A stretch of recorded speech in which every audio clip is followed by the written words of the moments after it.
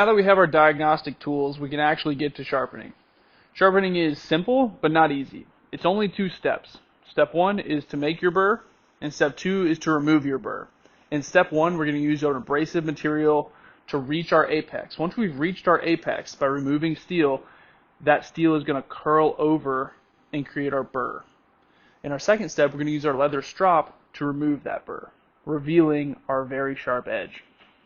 There's a few different ways you can move the knife along the stone to remove this steel. You can push the blade into the stone like this. You can pull the blade away from the stone like that, or you can even move in little circles like this. What matters is that you remove steel and keep your angle consistent. You put your blade against that stone and slowly rock it. You'll see the shadow disappear. And right as that shadow disappears, that's the angle you need to sharpen at. Once you have that going, basically it's just smooth repetitions with light to medium pressure.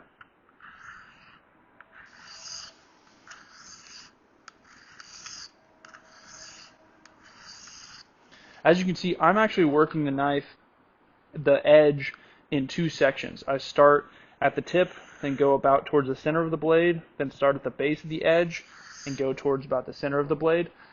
That is something I picked up. It helps me maintain a little more control, especially with an edge that's curved like this cuttlefish.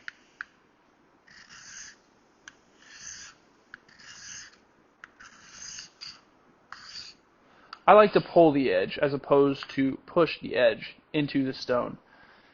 This is for a couple reasons. One, for safety, I'm not pushing a blade towards me. You know, if that blade were to slip, I can potentially cut myself. So I'm pulling that spine towards me, and then I'm pushing that spine away from me. So one is safety. The other reason is when I go to my second step, which is the leather strop, I'm going to use that pulling motion. Because if you push along the strop, you're just going to cut the leather.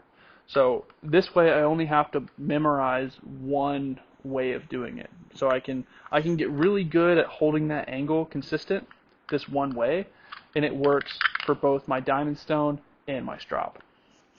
One of the very best pieces of advice I can give you is to use a strop. If you don't have one, get one. It can just be a piece of leather glued to a piece of wood. That's fine. If you haven't used a strop before, it feels like magic.